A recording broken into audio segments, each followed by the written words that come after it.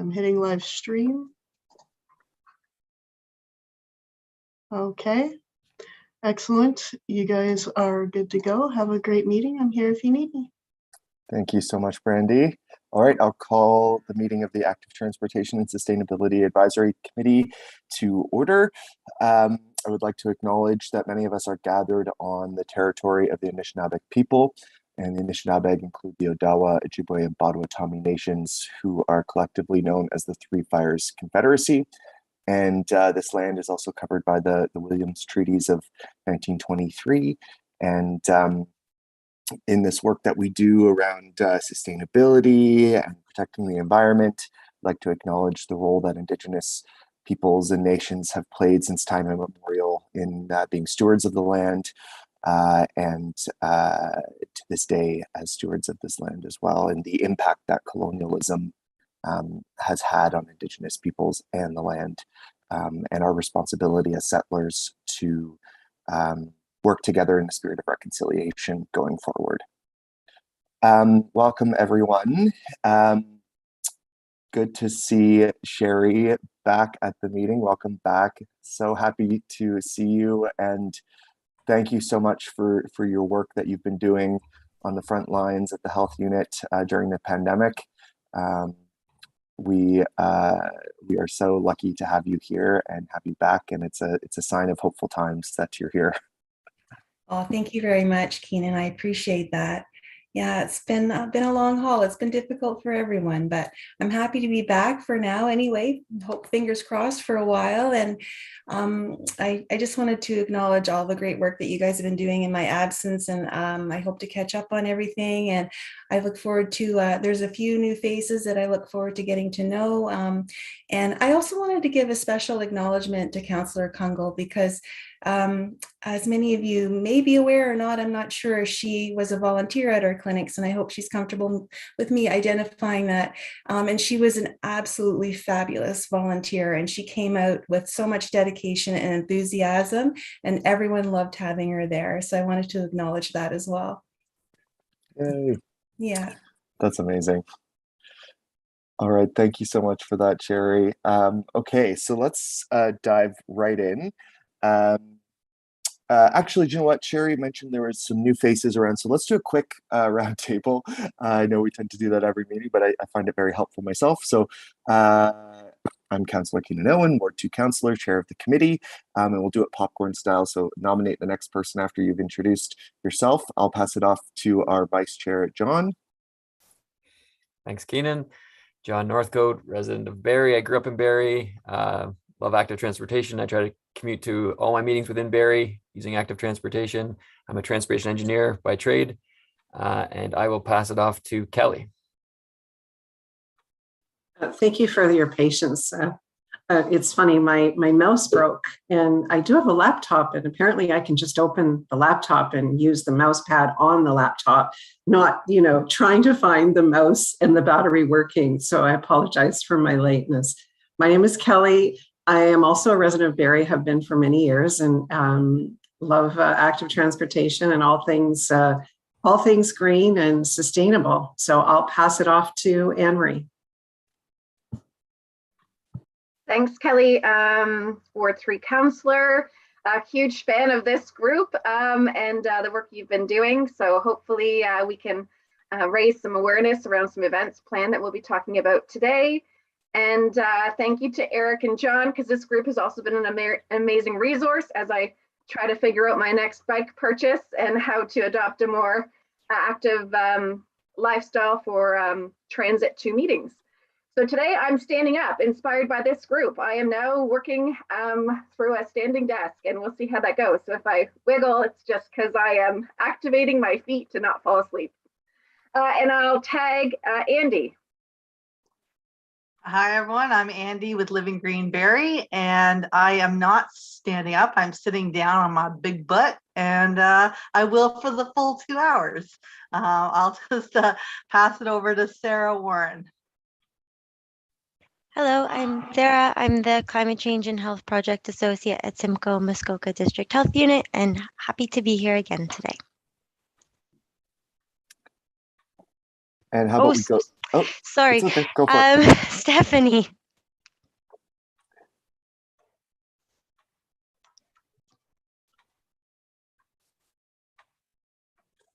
There we go. I forgot I have my camera off. I'm Stephanie Wyman. I'm the Parks Program Coordinator with Parks Planning with the Development Services team. And I'll pass it off to Kevin Bradley. Thanks, Stephanie. Kevin Bradley, I'm the manager of Parks Planning. Been with the city for 21 years. I'm a landscape architect by trade and happy to be here supporting the work of this committee. Thank you, and I'll pass it off to the other Kevin. Not to confuse things, so I'm the manager of Parks and Forestry Operations, and I'm here for questions about operational items related to Parks and Forestry. Thanks, and I'll pass it on who hasn't gone yet. Eric just popped in, I see. Which Eric, sorry? Go for it. You jumped on it. Eric Van Wiesenbeck, a Barrie citizen. Lots of active transportation. I like it most days. I don't have a choice on the other days, but I do it. Avid cyclist as well, and hiking. So yeah, everything about this committee is important to me, and I love Barrie. So if I can help contribute just a little bit to improving, that's why I'm here. Eric Jacoby. Hi, citizen member of this committee and the previous working group for many years, and 20 years on the board of Living Green Barrie. My passions are urban sustainability, including walkability and cyclability and transportation issues and energy efficiency in our buildings. That's great. Thanks, Eric. And of course, we all met Brandy Thompson, our wonderful representative from the clerk's office who helps the meetings run smoothly. Thank you, Brandy. You humble me. Thank you. All right, let's jump right into our agenda today. Excuse me. Oh, yes. Should I introduce myself? Do you know what? Yes, sorry about that. You know what? I think, yeah. It felt like that had already happened, but you're right, it hasn't. So go for it. Sorry, Sherry. Yeah, no problem. I just haven't introduced myself to a couple of the newer members on the committee. So my name is Sherry Diaz, and I'm a public health nurse, a health unit representative on this committee, also part of the former active transportation working group for well over a decade before this committee was formed, along with a couple of other members. My role in chronic disease prevention is, of course, promoting health, looking at policy development, looking at health promotion in a lot of different aspects that relate to the work of this committee, physical activity, active transportation, active school travel, a lot of those types of items. And my apologies for having been absent for a while. I have been supporting our agency's COVID response. So I'm here. I'm happy to be back, hopefully for a while, but thank you. So nice to have you back. All is right with the world now that Sherry's back in this group. It's so great to have you back. Okay, so let's jump right in. Bike the Night is our first item. So I guess just to start, I can hand it off to the working group. If there's anything you want to touch on, I know we're going to talk a bit about a promotional budget today, and I do have a draft of a motion we can pass to make sure that we can get those costs covered. But if any of you want to take it away and start the conversation, let us know where you're at. Go for it. Anne Marie, do you want to go? I'm happy to go, but from a recognition point, Kelly, yourself and John, as well as the collective group, I know Laurel I'm not seeing today. I've got an update on the staff side. I know we're looking at working with staff in events and facilities around how do we permit this? Is it a special event? So I'm on that side of trying the logistics. Kelly, John, Laurel, and others, we've got this gorgeous poster drafted and they've been doing tons of outreach. So I'm wondering, Kelly and John, if one of you want to talk a bit about, or both of you, the different individuals that have come on board. And I know Mike with Transit had some good news for our group. So happy to roundtable those that are contributing to the planning of this. Sure, yeah, I guess I can go next. Yeah. So we've spoken. It's been a big help working with CCAT. The mics from Guelph have been a big help with this. So I contacted them, and they're helping us through all the specifics of it that we didn't think of until we start working on it. Yeah, it's been great. They've been providing information on how they did it, and I think we'll follow closely. But I think there are some differences in how we're going to do it. Theirs was more of a grassroots pop-up event with not probably as much coordination as I think we're going to have put forward with the city and other groups, and I'm excited about how ours can kind of build on from theirs. But yeah, it's been great. It's great having them have as a resource, and yeah, I guess we can put up. I guess sorry, I'll leave it to Kelly if she's got some updates from her side of things too. Yeah, no, it's great. Laurel's done a great job too on creating a draft poster as well. It looks really great. Do you want me to put yeah, that up? do you want to put that up? That'd be awesome, John. Yeah. Since I'm using my trackpad and I have no idea what I'm doing. Can you see that? Yeah. Great. So yeah, this is what Laurel put together for us. We thought it was great, but if anyone wants to make any comments on this now, I guess we can send it around to the group as well. But yeah, we thought it was a great first draft for sure, and kind of covers all the items. We're hoping to get some promotional partners at the bottom that we can add in. Guelph did it. They had partners that they recognized, and the partners, corporate partners that provided prizes at the event. We're trying to see what we can do with ours, but yeah, we'll put the partners that are contributing financially or with prizes at the bottom likely, and then some of the other partners that are contributing like Firebird or Downtown BIA, Cycle Berry, all the other components on there as well. So Andy, do you have, sorry, I don't know, sorry, maybe that's Keenan's step up, sorry. No, go for it, John. It's great. Any questions? Yeah, or comments? Yeah, it's just the poster looks great. I'm just wondering if you guys are going to make a smaller leaflet style thing that people can take away. We have our Earth Day event coming up, so this seems like it would be a good fit to have something that people could take away to remind themselves that this is happening. Good idea. Yeah. Andy, sorry, on that, your Earth Day event's the 23rd, 24th, right, of April? No, it's the 22nd and 23rd. Thank you. And so I know our meeting next, John and Kelly, with the small group for Bike the Night is next Thursday, the 14th from 2 to 4 p.m. But from a printing, I guess maybe part of that will come into the budget if this could be something that we issue through the city that could be printed for us, or maybe we can modify it to look at a quick info insert that could be a takeaway. I know we're doing registrations for Communities in Bloom that day and volunteer sign up. Is that what you're thinking, Andy, is to have it at your event? Yeah, exactly. I think that they're good to have like little takeaways that people can just grab as opposed to full color, especially when it's black like this, like using a lot of ink, just something they can take away. Mm-hmm.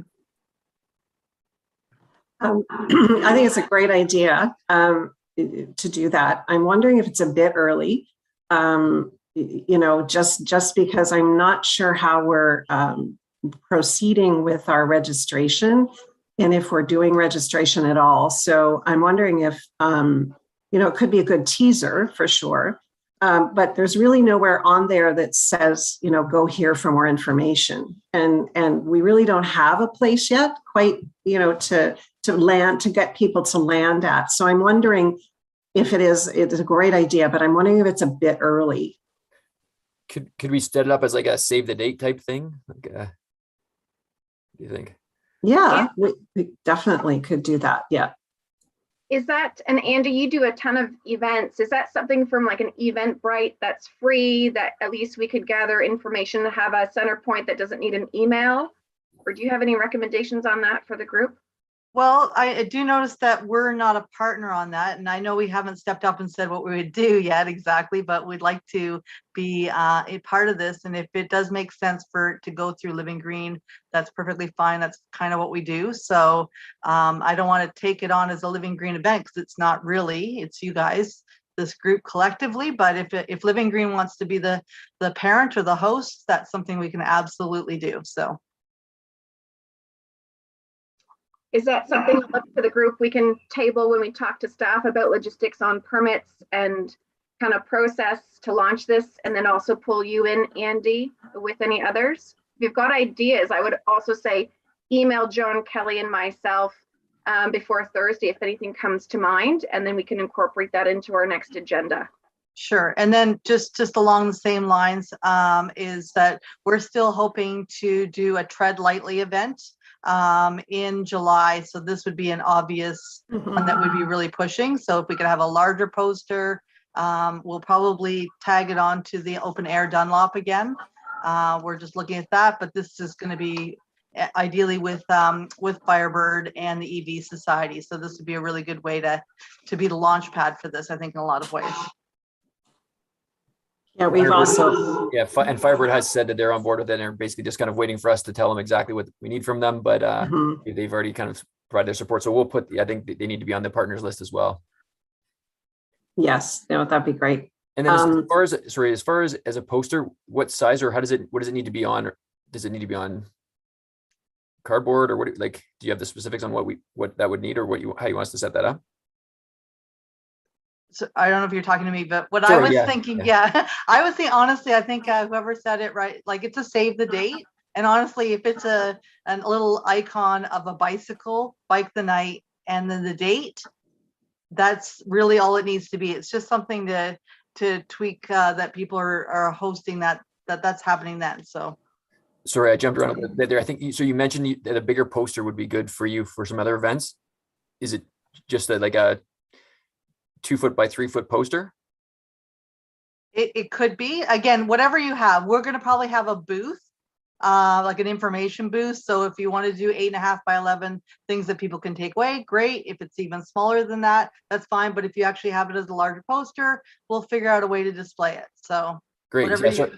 Sorry. I think definitely the save the dates in the smaller card. I think that's a great idea. I've got that written down. I just wanted when you mentioned the poster, I just wanted to see if you had the specifics on that poster in mind. But yeah, we can talk offline too. Yeah, great. Maybe I can just jump in, Keenan, regarding the poster size. And John, the same sort of design, just to save the date, simple and digital would be good. I can share it on the Barrie Cycling Club and possibly on Cycle Simcoe. I'll contact Brendan Matheson. Great. Thank you. I wonder if at our next meeting, John and Kelly will actually look at maybe a digital toolkit that is set up for Twitter, Instagram, Facebook, and whatnot at different sizes, same branding, and then we can send that package out to this committee. Yes, I think once we talk about Keenan's piece, that'll be perhaps a part of that. But Laurel also has a skill set as well as a volunteer, so she's completely versed in the digital piece as well, I believe. So, but if we can utilize the city through their skill set as well, that would be really great. The BIA has invited us to come to Open Air Dunlop. I think they want us there every week. I don't think that's going to happen, but they're very open to partnering with us and, having us there, promoting it. And, we could come up, and we've been talking at our committee about, having a bike there and having it lit up somehow. And there's a bunch of different options. So we're still kind of in the early stages of that kind of planning, but BIA is definitely on board, as is the library. So we've got some great community partners, Firebird and all of those folks. And I'm working on some corporate partners as well. And I think we're all going to be reaching out to do that, as well as trying to get some sponsorship and prizes and that kind of thing. Because as we know, we have the city bus with available to us from Mike McConnell. So that's really exciting. So we can have an opportunity to teach on and off with the bicycle, but also giving a little tour on the bus. And we're coming up with a whole bunch of fun things to do that day. So it's going to be a fantastic event, really fun. So any and all ideas are welcome. So exciting. So the piece that I was going to bring forward today was around how Access Barrie and the communications department at the city can help out with spreading the message.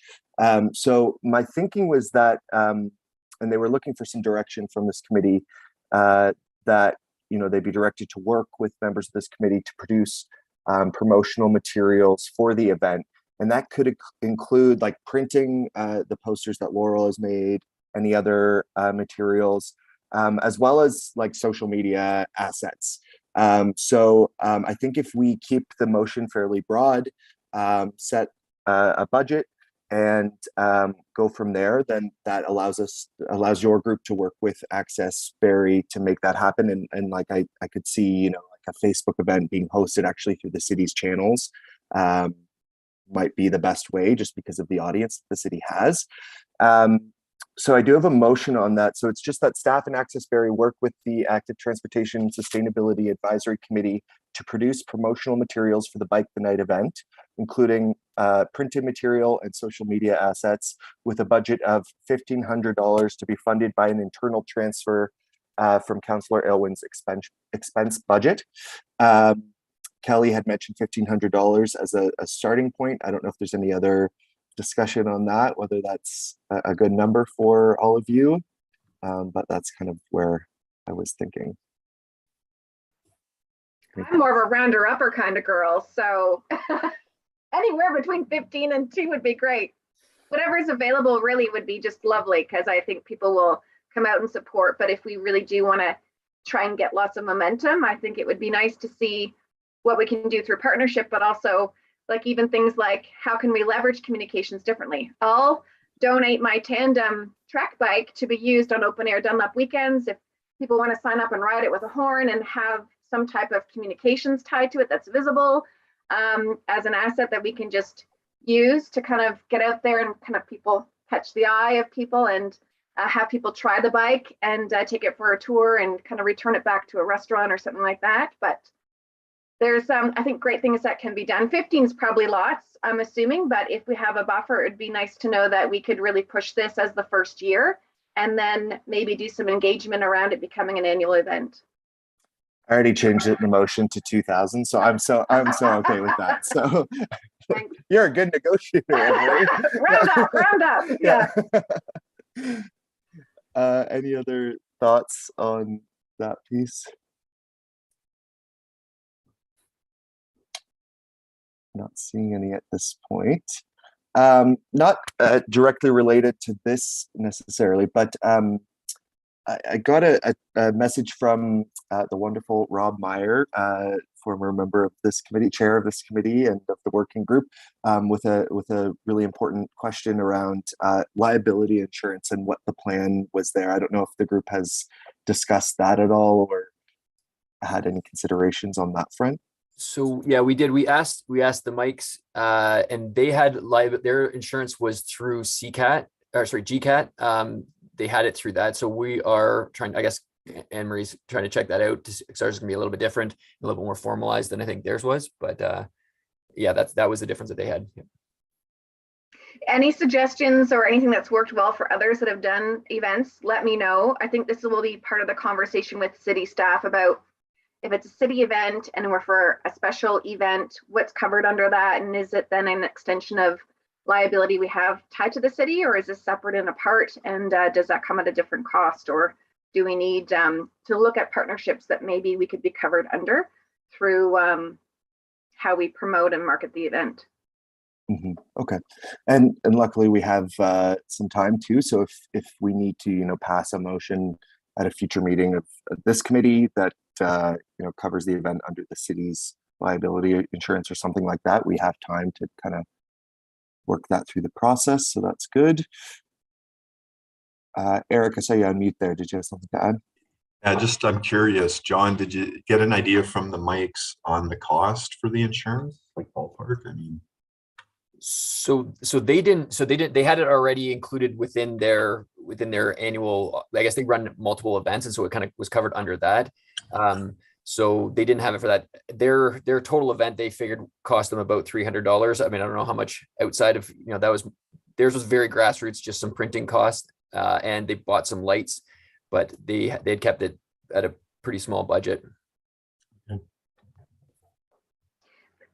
On that, maybe on the segue of both of that. So I'm not sure if it's still beneficial because I know, well, whether or not an endorsement is even of interest versus holding the motion. If we just proceed to kind of say, you know, we would endorse that the city consider, because this was more of it's an event out of a committee of the city. So whether or not that supports it all, but maybe if we could just leave this on the agenda for next month, and then I can find out before then, just so we know how to move forward. But if we do need a motion, we then can catch city committees before the June break, well, July break. Mm-hmm. So on the insurance piece specifically, yeah. I see Kevin Bradley just popped up. Do you have something to? Thank you, Mr. Chair. Councillor Congo, yeah, I would suggest to the committee the easiest answer would be to reach out to someone like Aaron Donnelly. If it's a city event, then my inclination is that it would be covered under the city insurance, but they would just require a waiver for the participants, no different than a person in a rec program or something like that. So maybe you could present that to Aaron Donnelly. She would be the best person to ask that question. Thank you, Kevin. I know I've connected with Steve Young and I've got a staff member with his team. So that helps me to actually make sure I don't miss asking a question if it doesn't come up in conversation. Thank you. John? Yeah, sorry, extending a little bit from this, but maybe since we have Sarah and Sherry here, they might be able to provide some input. Along with this is the first aid component. The Guelph guys they had some people who had sort of first aid training, but they didn't have anyone specific brought in. And I don't know if Sherry or Sarah has any suggestions. I guess we could just speak to see if we can get St. John's ambulance to come to the event. But that was another thing we haven't resolved yet, but kind of have on our radar. So if anyone has any ideas about past experience with that, let us know. I can share through other events. I'm thinking about some walks done by not-for-profits. Usually it's a $200 fee to have an ambulance on site. So maybe that's part of the budget if it's not just communications, but I'll also bring that up with staff too around how does that work, and if there's anything tied to the way in which city runs events that already has that embedded into it as a precaution.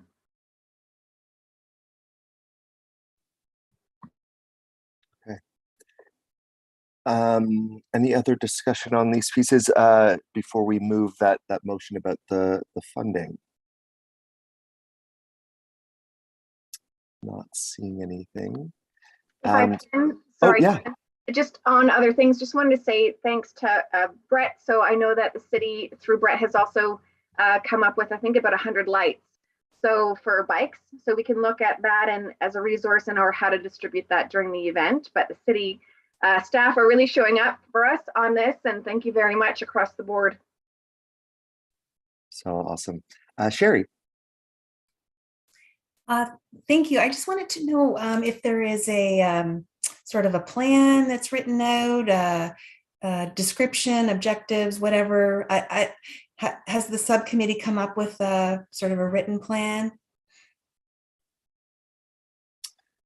As a member of the subcommittee, Emery?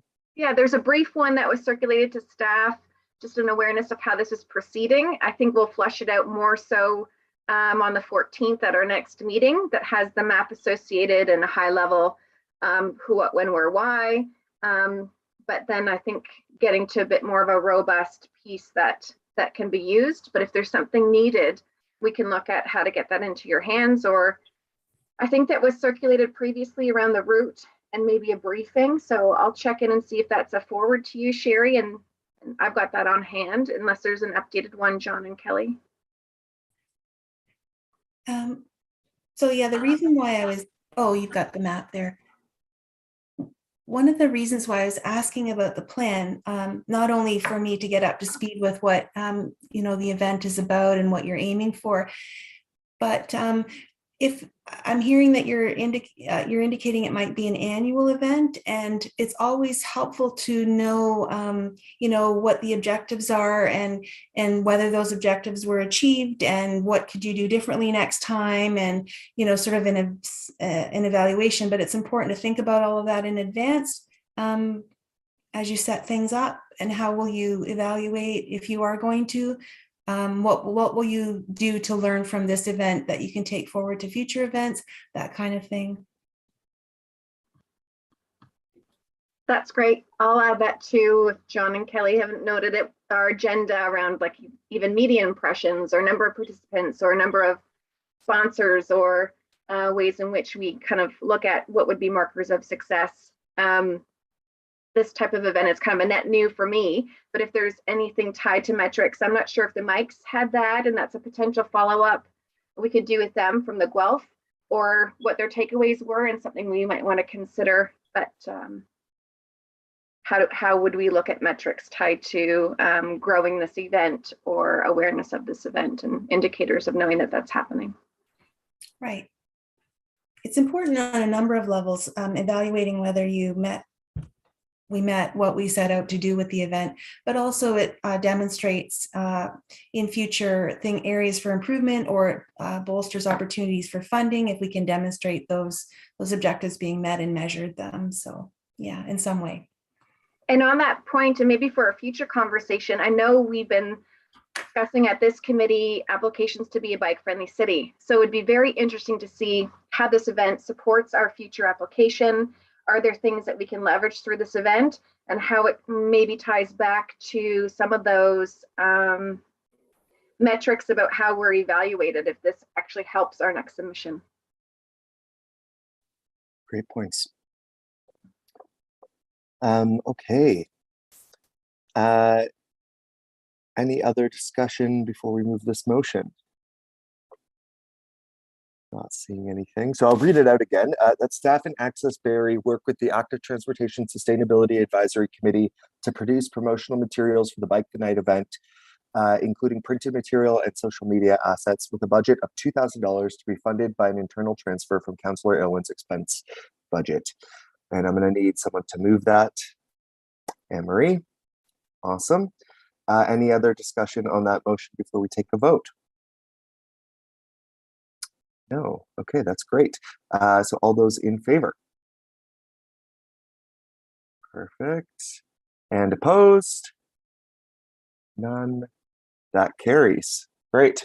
Thanks so much, everyone. Okay, anything else on the Bike the Night? Any last thoughts before we move on to our next agenda item? Sorry, maybe can we just set a deadline? Oh, sorry, Kelly. I just didn't know if there was staff online here that we wanted, and I don't know if Anne-Marie had that conversation, but we would like to have the Parks and Rec van that carries tools and the bike track to different parks. We would like to have that downtown on that day, and I'm not sure who would be the person. Yeah, go ahead, Anne-Marie. I'm in conversations with Rob Bell and the team, so perfect. I can move that up if that's a formal place. And perhaps at our meeting, Kelly, we can add some details about location opportunities where we'd want that set up, considering the timing of the event, and make sure that we can give them a bit more specifics. Yeah, I didn't know. Sure, that'd be great. And I wasn't sure, Sherry, if you had any tools or things that would be valuable that we could use or that you've used in the past that the Simcoe Muskoka District Health Unit would have. I'm not sure. Sorry, with respect to which parts of? Bike the Night. So we're having on the open air Dunlop. So we're going to be having all kinds of different events set up and activities for families. So I was just wondering if there was something that your group have done in the past, perhaps, that you could do again. Okay. Is the subcommittee meeting in the next little while? Because perhaps I can just join one of your meetings and touch base with you there to talk about some of these pieces. Mm-hmm. The 14th at 2 o'clock. Yeah. Okay. Would you be able to send me a meeting invite for that? Anne-Marie will do that. Thank you. I appreciate that. Is that okay if we defer till that conversation? Yeah, that's good. Okay. Thank you. Awesome. John? Thanks. So the one thing I would ask is, so if we're going to move forward with getting these little handouts prepared, if everyone can provide any input they have on that promotional material. The only thing I thought is I think we should put in there that the event, we've got a kind of an event range of times, that maybe that the ride starts at 7 was the only thing that I thought to put on there. And then that if I would like to, with working with Firebird, I think we have the opportunity to say, if you need a bike, contact us and we can find you a bike. And I think I'm not sure. I think it's, we can put it on, email us to let us know, but to make it, inclusive, so we can get as many people as possible. If anyone has any ideas on how we can phrase that or how we can get in contact with people with that, let us know. But that's the only other part that I thought to add on there. But if everyone can let us know, I don't know if we think by the end of this week maybe, and then we can get it set up for the 22nd. That works. I see Eric's hands up too. I'm not sure. Yeah. Go for it, Eric. Thank you. Just to mention on the poster for safety, to remind people to bring helmets, to wear helmets for the ride. And Good lights idea. will be, bring lights, but lights will also be available. Thank you. Great idea. Awesome. All right. Any other thoughts on that? Just lastly, and on John's comment, maybe we can take this to our meeting too, but with June being bike month as well, I wonder if there's something even we can do. So hypothetically, in a ward, do like kind of a pop-up reminder, or have a pop-up event like try a bike or try cycling, or maybe there's something we can do around seeing if individuals are interested in, before the event, helping them get access to Firebird, be it helmets or resources, or look at ways in which we can help to direct people to resources they would need for the Bike the Night event. I wonder what Firebird stock is. I know they did a great campaign before Christmas around encouraging people that they had bikes and to think about purchasing a bike for someone for the holidays. So wondering about their stock and if that's something we can promote that doesn't overwhelm them. Are they invited to that meeting on the 14th, or are they engaged at that level yet? Or I've been sort of just correspondence with them directly. So yeah, they're volunteer work, so we're trying to minimize how much effort they've got to put into it, but they're very supportive of it and happy to help out from what I've heard. So yeah, we're happy to work with them on that. I think it's a great opportunity. Awesome. Okay. Not seeing any other thoughts on the Bike the Night before we move on. Thank you so much to the working group for all your work on that. It's very, very exciting to see the way it's coming together. Okay, the next item is a standing item on Crompton Park. Anne-Marie, are there any updates on that for this month? No, for now, we'll get back into the space and see how it is doing from the winter and the planting that was done with Andy in partnership with Living Green. And then there are conversations with Nature Berry about that spot. And if there's time, because it's not directly specific to Crompton, but if we do a roundtable at the end, I have a quick update about Nature Berry and some pieces that align. For sure. Sounds good. Okay, Brandy, I see that we're getting to the cycle. I have let him, okay, let me do this again. I have let him know. It looks like he just may be kind of a little bit busy. So he's got the message to jump on now. So I don't know if you wanted to carry on and then we can go back to that after.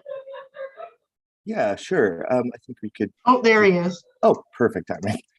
He's here. So what's the change in name then? What's? See him come over. There we go. So, but she has photo ID with her main name. Welcome, Brett. Thanks for joining us. We're just getting to the cycleberry plan item on the agenda. Hopefully, oh, there you are. Perfect. Yep. Thank you, Mr. Chair. Yeah, the cycleberry agenda item. So I'll just provide an update after our PIC on February 24th. We had a really great turnout. We had about 30, let me just pull up my notes here, roughly 30 community members participate during the live PIC. We had some really good back and forth discussions, some really good feedback. We also had about 80 additional views of the recorded PIC. So what we did hear from residents was a desire to improve connectivity on the existing network, which aligns really well with our initiative that we're doing right now. We had some interesting feedback on aligning road renewal activities with routes with cycling facilities. So what that means in plain language is let's see if there's a way to prioritize or at least consider that when we make our road renewal decisions on an annual basis. So that's something definitely we'll take back, and that's great feedback because it's even more challenging on a bicycle. We had lots of questions about how a bicycling lane, the safety of that on road versus separated facilities. So we had a good discussion about that, really it's not as safe, but it's definitely safer than nothing. So it's kind of the evolution of the facility. And we also talked about the long range plan when these corridors are reconstructed, that we can revisit those decisions and look to see if we can move to that next level of infrastructure. And then we also just reminded folks too that on our larger projects too, where we're reconstructing roads, we are moving to that separated facility. And I'm happy to share with the group that I'm working with our infrastructure department to look at changing the design of a project currently in progress on Bryn Drive from on-road to cycle track. So that's a live discussion. No final decisions have been made, but we're actively looking at projects that are well down the pipeline and just having that opportunity to stop and just discuss if we could make that transition. Because again, what's hard to realize is just the length of time of these projects, typically 8 years. Just so much has changed in the cycling community and best practices in terms of cycling. What was acceptable when these projects were conceived has really kind of fell out of practice now. So we really want to move towards those separated facilities. Feedback on the desire to improve safety on the Duckworth Street interchange, as well as we heard feedback about the desire for a north-south connection on St. Vincent Street. So that's really timely. And we'll be having discussions with the MTO on that because they do control those two. They definitely control the Duckworth interchange, and then they're definitely involved with the St. Vincent Street crossing. So we need to get feedback from them on what we can do with that space. And then we would be looking at ourselves, what would we do on the broader corridor? So that might be part of a future, some future works, but more near term than long term. We also heard from folks about some desire to look at signal actuation for bicycles. So that's where your bicycle, you're at an intersection, the lights won't change because you're not getting picked up on the inductor loops. So the traffic services branch are actually doing a pilot project at the Essa Road interchange on bicycle signals. So hopefully we'll gather some information on that before we look at maybe a broader rollout. Some feedback on bicycle parking, just they'd like to see a little bit more of it. Interest in education and outreach. Then also some promoting some cyclist safety feedback as well, just really hitting on the topic that roads are for everyone. So that's something we want to roll out too, with some social media posts during Bike Month, just to really hit on that with drivers, that roads are for everyone and we need to respect all road users. So it was an exciting PIC. So right now, that was the first one. We plan to have one in the fall. And just a broader project update, they've completed the road pavement marking drawings for roughly 20 kilometers of roads. And then they've moved on now to looking at the education and outreach program, as well as we'll be field truthing the network gaps very shortly to get a sense of what we can do with some of those projects that require capital projects. So whether we can look at them in isolation or we need to look at them as part of a broader corridor project, or potentially both, depending on our findings when we field truth these individual network gaps that will close connectivity on some of the other projects we are able to do through retrofits. So lots of exciting stuff happening with that project, but I'll just open the floor to everybody if they have any questions. Great, thank you, Brett. Questions from committee members? Kelly, go for it. Thank you, Brett. That's a great update. I was in attendance at that feedback session, that public information center. It was really great. There was lots of really great feedback. So thank you for that summary. That was really great. I have a question about, I'm not sure if I recall that we put a motion forward to get a active transportation person. Do you know where that is, Brett? Like, I can't remember what happened. You did, and that's actually timely. It's a live discussion with senior leadership right now. So we're hoping that I'll get the green light to work on a staff report shortly and get something to council, hopefully by summer recess. But haven't heard of any commitments just yet, but it's a live discussion. So potentially we could have that person in place for the fall, do you think? I can't make any promises, but hopefully. Yeah. That's probably the best I could do. There's a lot of moving parts, especially with the upcoming election, but we'll see what we can do. It's definitely a live discussion I'm having with the Director of Development Services right now. Thank you. And if at some point, if we have more detail on what the education and outreach piece is, that would be really helpful in any way that this committee can assist. Absolutely. Yeah, absolutely. Thanks, Brett. Sherry, go ahead. Well, thank you. Hi, Brett. It's been a while since I've chatted with you. Sure. Thank you for the update on this plan. Is there, sorry, this was done virtually, I'm assuming? Yes. Yeah. The PIC was done virtually. So is there a link to a video or a report that I can look at with those comments? There will be a report posted at some point in the future. Right now, there is a video on the Building Barrie website. Okay. So buildingbarrie.ca. Yeah. And then you'll see the Cycle Barrie logo. I'm just going to pull it up myself just to. So it's in the top row of projects, and then it is under how to get involved. So the first hyperlink will take you to YouTube to watch the pre-recorded, the recording of the PIC. Okay, perfect. I look forward to looking at that. And then just building on Kelly's comment or question about the the staff person that you're looking into, is that related to the like the TMP overall? Like, was this person a coordinator? Just can you describe the staff person, the role that you were looking at? So we're in process of defining kind of roles and responsibilities for this individual, and then maybe it's potentially 1 to 2 individuals depending on the recent motion regarding school travel. So we're discussing that internally as well. From an AT coordinator perspective, some of the key roles would really be around sidewalk infill programs, so advancing that and undertaking the analysis to take that to the next level. It's been a bit of a pause in that program just with some staffing issues. Supporting cycling implementation, the projects coming out of the Cycle Barrie program. So the Cycle Barrie effort right now with WSP is about a 2-year effort, but then there'll be really, depending on funding, roughly 10 years of work coming out of that. So they'll be helping lead those projects moving forward. And then potentially also working on the outreach and education program. So either potentially delivering it or supporting third party to deliver that as well. And then helping out with the communication aspect, social media posts, really focused on the AT side, where we haven't had that ability before with constraints on staffing. So that's at a high level. We haven't fleshed out all the details, but broad strokes. Okay, that's great. So it's more AT coordinator role as opposed to a TDM coordinator.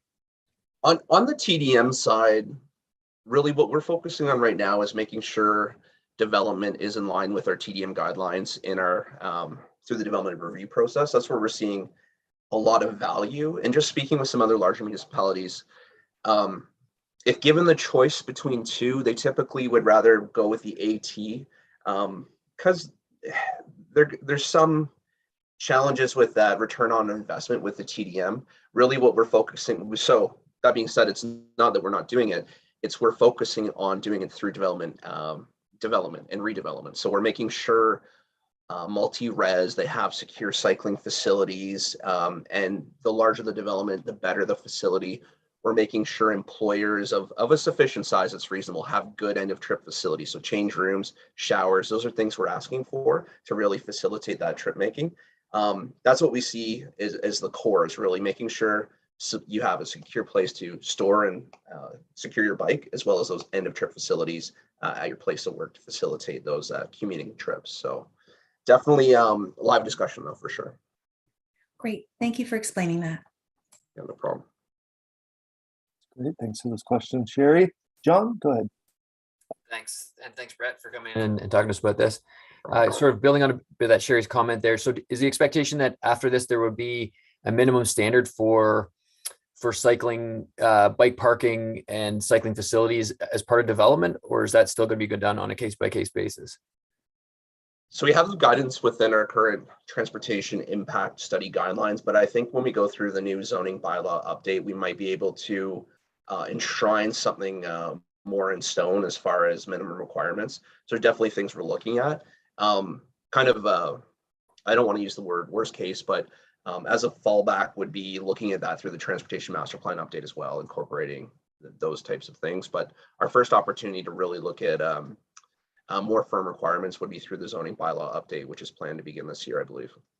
So, but it wouldn't have, there's no like this won't have recommendations for, like, I understand there won't be a requirement in here for it, but would there be, there's no recommendations in here on potential bike parking ratios or anything like that? Yeah, no, not yet. We haven't got that far yet, but open to feedback. If you come across a really great standard at another municipality, I'm always open to seeing that. Okay. And then the other question I had was, you said they're ground truthing some of the gaps. Is that something that we could be involved in? Is that something that's you're going out on a day or two, or that's something that the consultant is working on over a period of a month, that they're going around and checking all the gaps to see what they can, where they can work into stuff? And is that a short-term fix, or that's looking for more long-term stuff? So it might happen over a day or two, like you said. Let me circle back with the consultant. One option, the other option would be that we complete that work and I could work with you folks to go out and visit some of these sites as well. Okay, great. So I'll report back on that.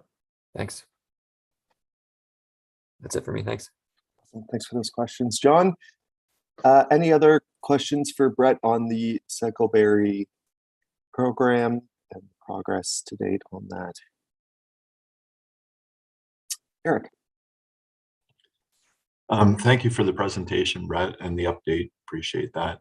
And I apologize, my question isn't related directly to the plan. It should have been a referred item from back in January. I've missed a couple meetings. The update on the use of yield signs in Painswick.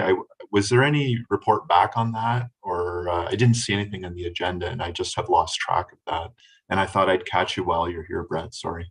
I think so. There. I don't believe there's been formal response on that, and I'd have to just check back on where that lies. But I think your fear is what I've heard back from traffic services, that's an area where they're looking at removing the yield signs. It's a carryover, I believe, from when it was part of our municipality to the south, Innisfil. So I don't have a lot of other information, but there's just the safety issue that they cited as why they're transitioning away from that, and folks not coming to a complete stop, and concerns with pedestrians. And I know that's different views on that, but that's what I've been told by traffic services. So okay, it was more a curiosity of mine. And do you know, absolutely. was it an experimentation? Or I know, I'm not sure.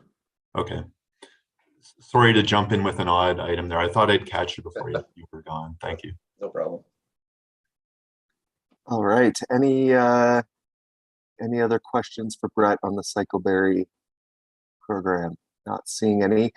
So Brett, just to clarify, there's another PIC in the fall, so that's sort of the next public step. Anything else we should be aware of in terms of timelines or opportunities for feedback, or anything you need from us as a committee in terms of support? I think we're good. I think the most exciting thing really is these larger design projects where we're having the conversation about converting on roads to separated. I have a feeling things are going to go pretty well with those. If there's any issues, we'll circle back. But I really think I think everybody's on board recognizing just how the best practices have evolved. So if we need some support on making those moves, I'll bring something back. But to date, I've had positive feedback. So if anything changes, I'll ask for an agenda item for the appropriate meeting. Great. Thank you so much, Brett. Thanks for being here. I know you have a busy day, so we really appreciate your time jumping into the meeting. Thank you. All right. So let's move on to our next item, which is Pollinate Berry, and we've got some discussion pieces under there. Kelly, did you want to start off here and Would you, I know I'm going to get in trouble for this, but I have a little presentation, and is it okay if I introduce Pollinate Berry? And through the presentation, Brandy, I probably should have gave it to you, and I apologize. So if I can't, that's fine. But what she says, I'll let you know. Go for it. Just send it to me, and then I'll incorporate it into the minutes. Sorry, get my hand slapped there. Next time. Next time. No, I apologize. I was working on it this morning. It's just a quick presentation. So just an overview. Pollinate Berry is a new group that we just started like 12 days ago. So amazing. I'll just share my screen here. Let's see here. Okay.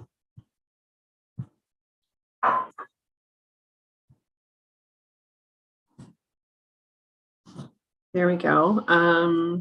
It's probably, can you guys see it? No. No. All right. Nothing's coming up. All right. Let me go back here.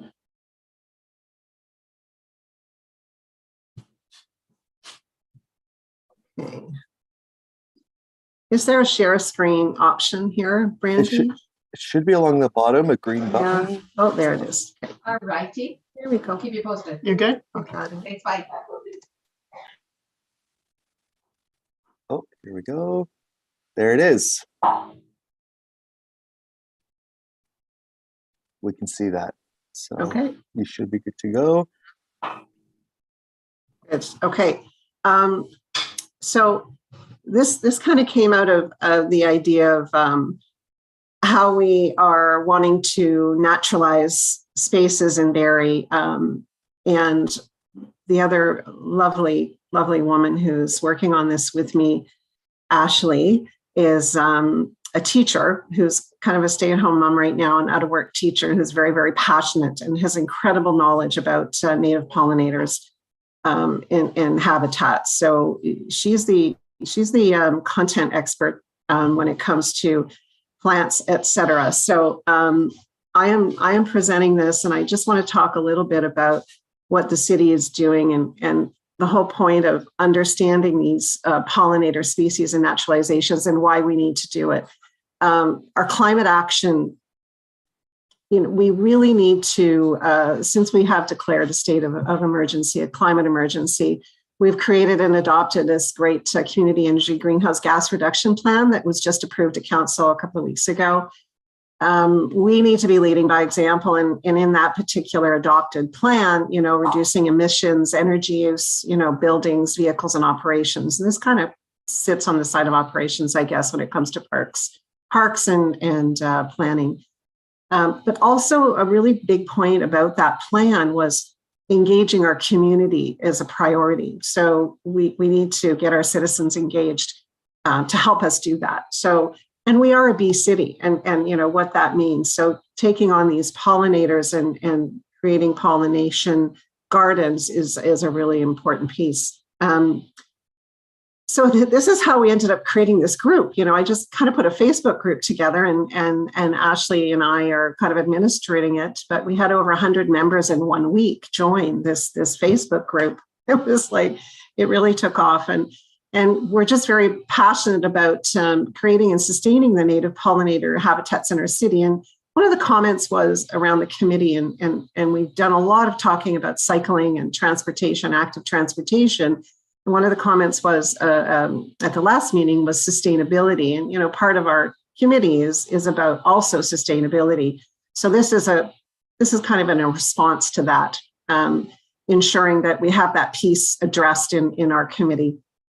So we've already started within the last 10 days, collaborating with the city, the Barrie Public Library, and other interested organizations. And we really want to educate our residents on the benefits of naturalized native plants and trees, collecting the seeds. And that's a big thing in the fall, right? Collecting these native pollinator plant seeds and growing plants for sharing. So we are offering, as our small group, to help people develop these habitats in their yards.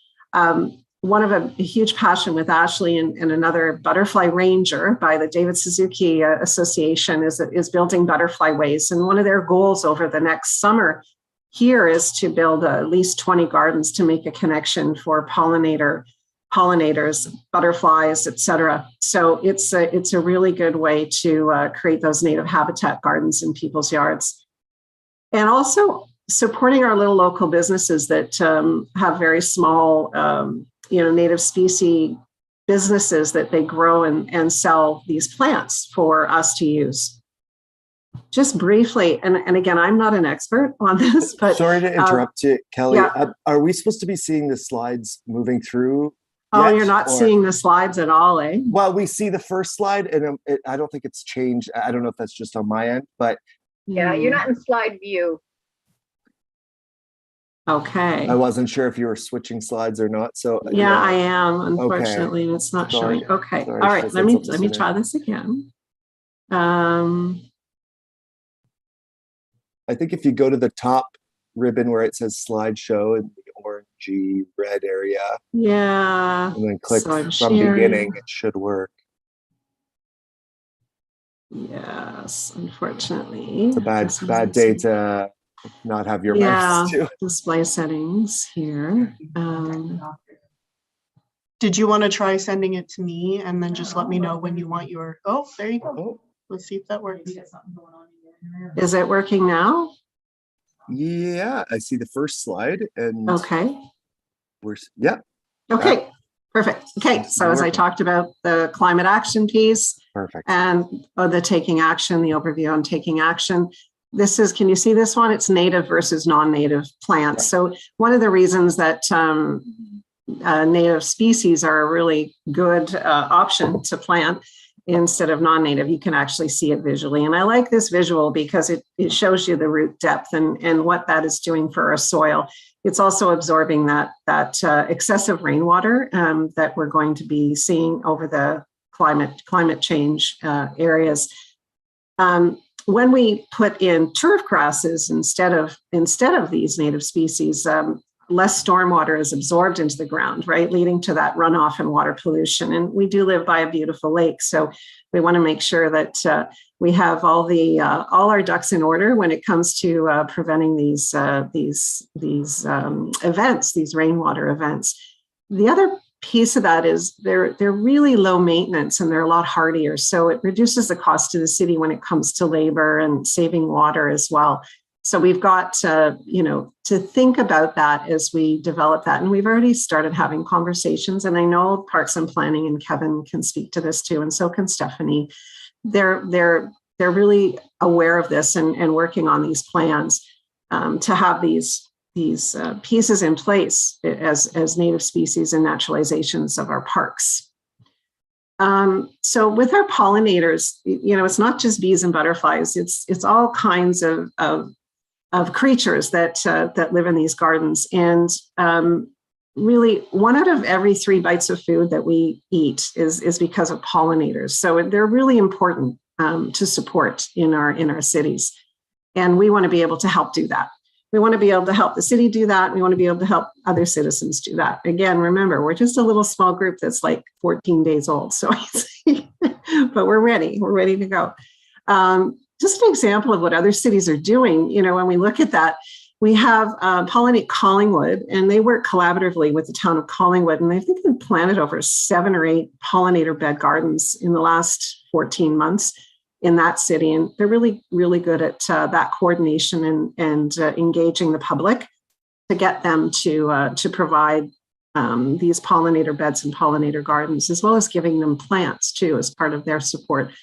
Pollinate Guelph as well. And we've had the Healthy Landscape Program people on our Active Transportation Sustainability Committee last year. And they're really great at promoting and supporting the natural landscapes that incorporate the native species. And they offer these free site visits to folks in Guelph that will go ahead and, change their landscape and add these plants.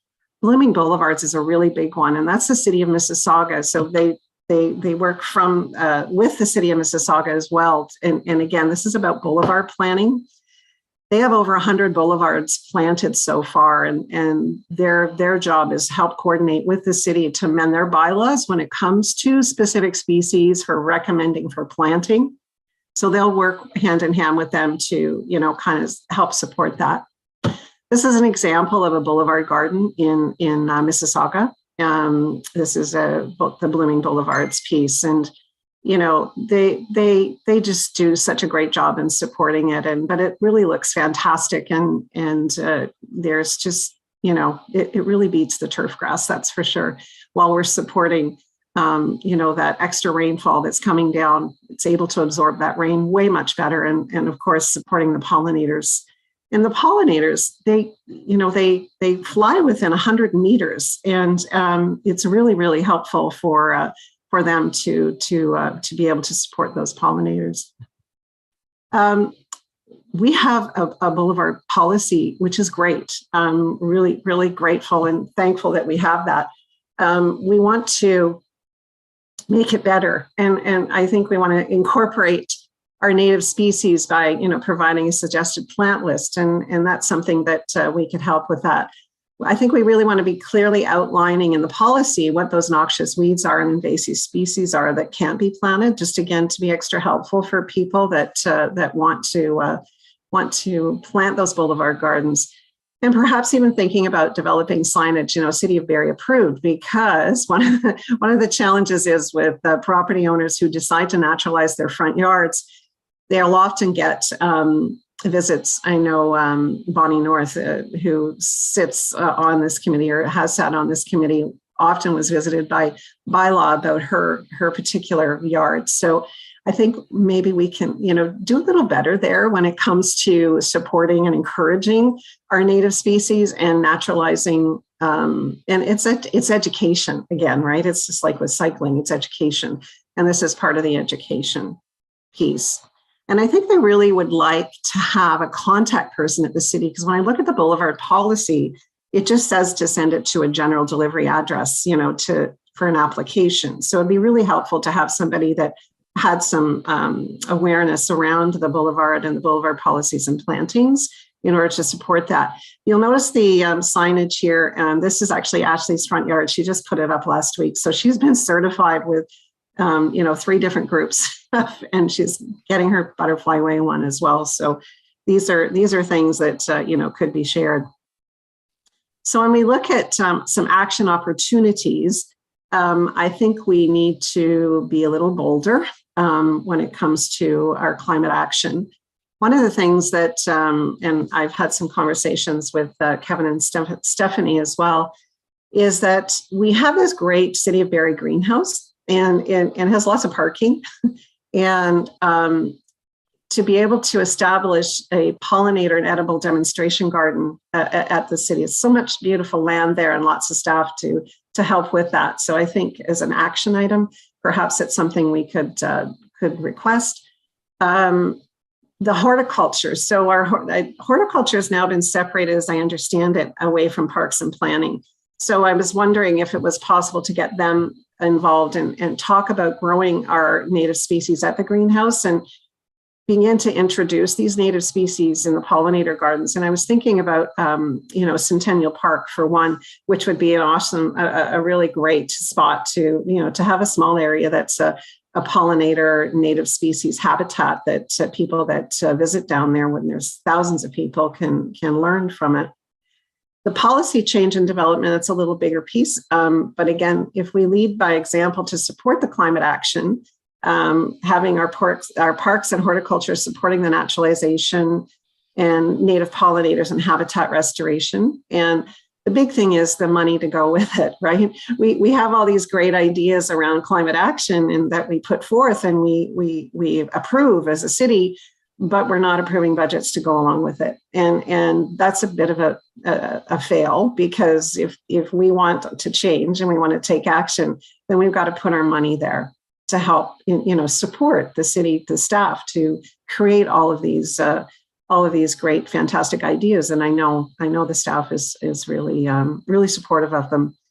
Yeah, so that's it. That's a quick little overview. I've got a few resources here too, and I can certainly share them. This is our Facebook page. You're quite welcome to join. We have over 100 members now, and there's another piece that I was actually mentioned to Kevin the other day, and it's the City of Calgary is doing amazing work on the pollinator habitat restorations, and so for municipalities in particular.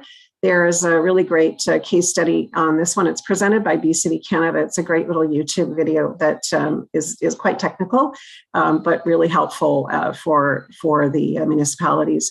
Pollinator.org, that is where we went through to get our City certification, and Blooming Boulevards as well as a great resource, as well as Pollinate Collingwood. So thank you. I see there's questions. Eric had his hand up halfway. I saw it, Eric. I just didn't want to stop. I was on a roll. That's okay. The slide with the boulevard from, I don't know, was it Mississauga? I just want to clarify that was resident planted, not city planted. That's correct. Yes, these are all planted by Blooming Boulevard. So they will go to the residents with support from Mississauga, the city of Mississauga, but they will go to the residents and help them plant their boulevard gardens. All right. Although I do love that signage idea where, people who would walk by and want to complain can see the sign that it's already in compliance with alternative usage bylaw. That'd be fantastic. That would save a lot of trouble for the resident and the city itself, and even the person who would otherwise be wasting their time complaining. Yeah, no, I agree. And these ones are not too difficult to get. And I do have links for these certifications as well. But I also thought, how fun would it be to have a City of Barrie approved one? That way, you can actually see that it's gone through and supported by the City of Barrie. And again, we're walking that talk. Okay, I'm going to get out of here. Hang on. Yeah, I was just going to suggest that's perfect. There we go. See each other's faces. I see Anne-Marie has a question out next. John. Thank you. A couple of pieces. This is exciting. So I'm not sure if staff want to speak to this at all either, but I also sit on the Communities in Bloom, and I'm connected with Kelly on the Barrie Urban Gardeners citizen group. From a Communities in Bloom might be a great opportunity, and I've been in contact with Stephanie around bridging some of the work that's happening in different departments with the next meeting of that committee as we get ready to look at promoting residents getting involved in different gardening approaches, and how do we put spotlight on different native species that have the intention of supporting various pollinators. And so Kelly, I know you and I are taking the Pollinator Steward Program. I'm not sure if you want to talk to that at some point later too, which is really great. But I wanted to maybe comment more formally on if there's a couple of motions to consider. So when we talk about funding, one thing that I was curious about with the city that might be an interest for Keenan and I to take away perhaps. So each councillor got beautification funds of about $22,500 over the course of the term. So I'm asking staff if they're able to give a report back around if all the funds have been used, and if not, maybe it's nominal, maybe it's not.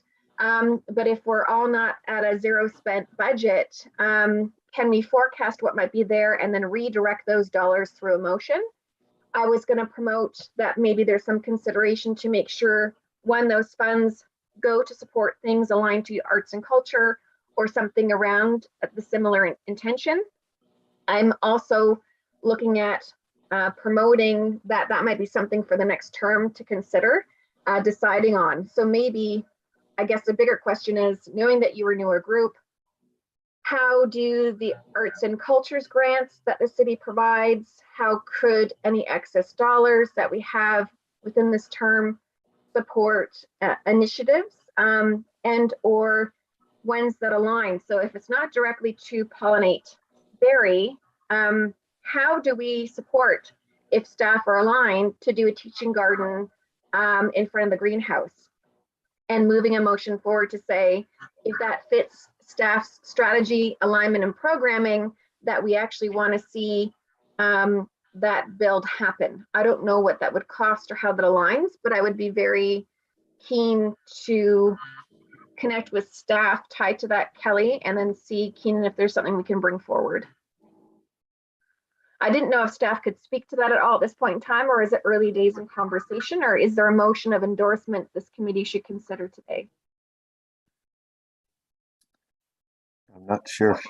See Kevin popping up the screen if you have any thoughts on that piece. Through you, Mr. Chair, to Councillor Cumble, just clarification on what you're actually asking opinion on. Is it the demonstration garden itself and the potential for it? Yeah, does staff, is that tied to staff programming and just needs some council or committee support to move forward? I wasn't sure when that was part of this presentation, if that is something that we can endorse in any way, or are we kind of early days on that conversation or concept? I think a bit early days. The only thing I would, it'd be great for Kevin and I to meet maybe with you and Kelly separately just to talk about it. It's a project we had talked about for a little bit and just lost track through the recent reorg with the separation of parks into two different departments. It makes logical sense, but there would be an impact cost-wise to construct, to maintain, and those type of things. So it'd be kind of good just to flush out a high-level idea of what it is we want to achieve, because it was actually, original plans were twofold. One was a pollinator demonstration garden. The other was an edible landscape demonstration plot. I believe those were the two main thrusts that we were trying to focus on. But we were suggesting that conversation maybe is more appropriate at the Community in Blooms table, where horticulture staff are present. Stephanie will now be a guest or a support staff member to that committee. I'll leave, that's my thoughts anyways. I'm not so sure if Mr. Rankin has any other comments.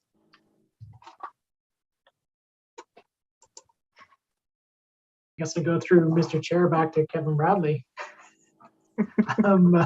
Yeah, I would say that'd be the best thing to do is sit down and chat about the ideas. I know we talked pre-COVID about the demonstration garden at Operations Center, and sit down and hash some things out and figure out what's needed.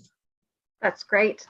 Awesome. So thanks. I'm on that Communities in Bloom, so happy to connect before that meeting or even at that meeting. And I guess then I'm just sharing on the radar is if there are dollars tied to councillors around beautification, is there an advantage to identifying a motion where any unspent dollars just don't go into general operations, but align in some way back to supporting, if this is hypothetically a build or an initiative that doesn't have a budget, is there something that can cover the capital side of design or building? Good question, and maybe we can get some feedback from the mayor's office, who's kind of handling that program on, what's left in those budgets. Yeah. Did you have any other questions or comments there, Emery, right now before I move on to John? I think I'll hold it there, and maybe the other piece, because I think there are some good crossovers and we can pull other stuff into the Communities in Bloom. The signage has come up a couple of times, and I know Communities in Bloom on the recent meeting even talked a bit about moving away from signs in the gardens from an environmental green approach. And so there might be pros and cons to that, but also then, how do we carry on the conversation to look at benefits of certain types of signage, and if it's part of education and informing the public. Mm-hmm. So I think lots to come back maybe after Communities in Bloom meets. Fantastic. Okay, John, take it away, and then Andy after. Thanks, and thanks, Kelly, for the presentation. I think that was great. I had a couple questions about the boulevard planting option. I think that's a great idea. I guess sort of for the first part is if we're doing it as an example at the greenhouse, my thought was whether or not it would be more effective to have it in along a park in a boulevard so people can see it in their local community and see how it functions. Because I think the first question is going to be, what does it look like in the spring? What does it look like in the fall? What does it look like in the winter?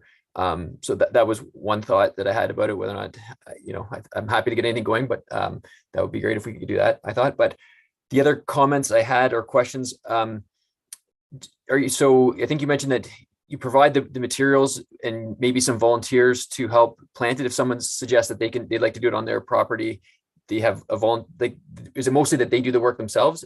Is that the idea, do you think? Yes, yes, that's the whole idea. It's people getting in the soil, digging, planting. Yes, they get guidance, but the work, and this is just at a very beginning stage, but modeled after blooming boulevards in Mississauga, where they use the volunteers to gather seeds and grow some starter plants and over the winter. But yes, John, that's exactly right. I mean, we have to get people physically doing the work and digging in the soil and just giving them the ideas and the hands. And I do like, I have this vision of planning a pollinator boulevard at the corner of St. Vincent and Cundall's on the boulevard, so everybody can see it. And I don't know how feasible that is, but I agree. I mean, for a city to set an example, as a boulevard garden, I think a place that's very visible would be really great. Okay, great. Yeah, my thought was that if there are, some people, that's great. If people, I think, ideally get everyone to do it themselves, or you can support them in doing it themselves, and then they can maintain it themselves. But if there was a need for some people that want it on their properties but don't have the ability to do it, but if you need volunteers, certainly happy to help out with that. Yeah. And we have a volunteer sheet on the Facebook Great. page, so you can sign up, please. Yeah, there is a volunteer sheet. I forgot to mention that. That's it for me. Thanks. Thanks, John. Andy, go ahead. So I'm just actually building very well on what John just said. I was just going to throw in, so it's on record, that if we're going to put them in community spaces, I would advocate for Leacock Park and Sheer Park, because that's where the orchards are. So if we can build on that, and then you're killing two birds with one stone. I think we need a new analogy for that one. And then the second part that I wanted to put in there is that with a lot of the work I'd done out west on trying to convert some of these areas into naturalized areas, we had a lot more success if we did it in 2 stages, where the first stage was just about killing all the weeds and all the things there, and really thinking of this as being like let's figure out where we want them, then spend the year to really make sure that we've got a whole different base level, and then start from scratch, because that's where things almost always fall apart and things get weedy, is where we haven't done it in the full cycle of killing what is already existing in the soil. Just putting that out there. That's it. Great points and great ideas about the cross-pollination opportunities between the orchard and the pollinator garden. Anne-Marie, I think I saw your hand. Is there a linkage to Crompton that makes sense at all? So 2 thoughts come to mind. It's naturalized space, active with individuals and their dogs. We did 85 trees through Living Green, Andy. I believe there's quite a lot of native species already in there. I'm wondering if it's worth a walkabout to identify Kelly, if that's an area that just naturally provides seeds that could be harvested, or maybe looking at it. And then 2, is there an appropriate approach to Crompton that complements what we're already doing? And that could be what's called seed bombs. So I know Jennifer Niven, through other groups in relationship with also schools, had kids engaged in actually developing seed bombs. And they were then having fun throwing the seed packages along Highway 26 through Simcoe County, but wondering if there's an active participation to get youth and families involved, maybe around even Pollinator Week, and also then creating attention and awareness to the benefits of that space, because we want to show the value proposition of it just being a biodiverse area. And then if it contributes to enhancing the species there, but also being a resource for harvesting. So I'll throw that up for some thought. No, that's a great idea. We'll put that on our list. I like it. Yeah, that's good.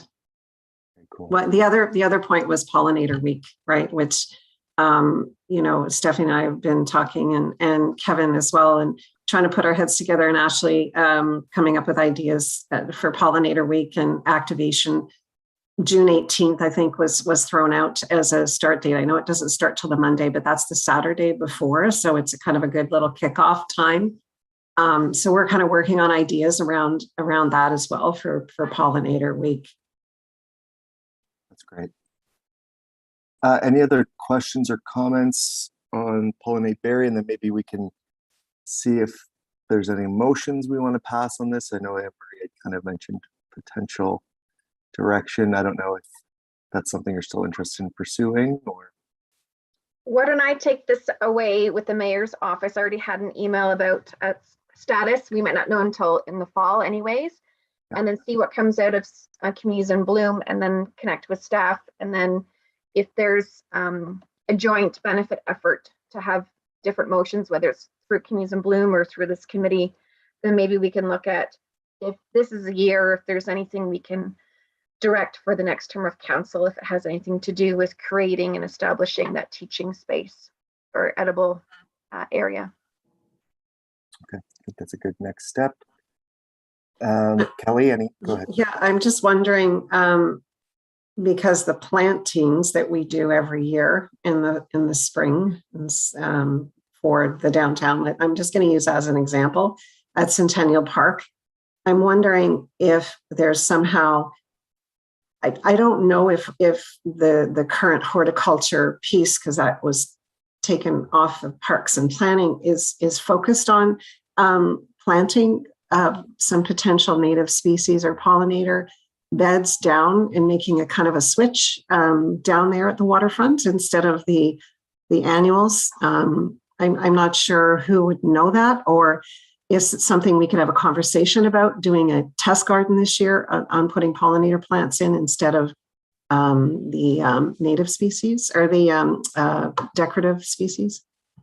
Do you want me to invite you to the May Communities in Bloom meeting, Kelly? Would that be of benefit? Mona's there, and it might also be something that whole committee wants to support or look at. I'm not sure. I don't want to speak for them, but it does have nice alignment if it works to maybe look at options and opportunities. And I see that Kevin Rankin popped up and unmuted, so I don't know if you have something to add on Kelly's question there. Looking for the hand to pop my hand up, but Chad, I don't think that's something we should chat about. We said that little side meeting about the pollinator patch and whatnot, and we can talk about options and things we can do. Try to get back into the real world of having full staff again and be able to tackle some of these things. And Pollinate Berry is really willing to help as well too, Kevin, when it comes to planting and growing. And we've got seed collections and that we're just starting. So we'd be absolutely willing to help to sponsor or work with having an opportunity. So having a conversation about that with Anne-Marie, Kevin, and Kevin, that would be terrific. Mm-hmm. Great. Fantastic. Okay, any other thoughts on the Pollinate Berry presentation by Kelly? Not seeing any. Thank you so much for bringing that to us, Kelly. It's exciting that people are getting excited about pollinators in the city. It's really good to see. Yeah, every little bit helps. And I know we need big moves when it comes to climate action, Keenan, and I understand that, but you can't underestimate the little moves. Exactly. Awesome. On that hopeful note, we're coming to the end of our agenda, but I know Anne-Marie had some, did you want to share that information on the bird-friendly city with us today? If I can, I'll quickly speak to it. I've provided Brandy a PowerPoint presentation. I believe she's already circulated that. I'm just going to speak to it briefly. Of interest, I'm sure this would have been something our lovely Al McNair would have brought forward on behalf of Nature Berry. I've been working with Nature Berry, who has identified their interest in supporting the city of Barrie to be designated or certified a bird-friendly city.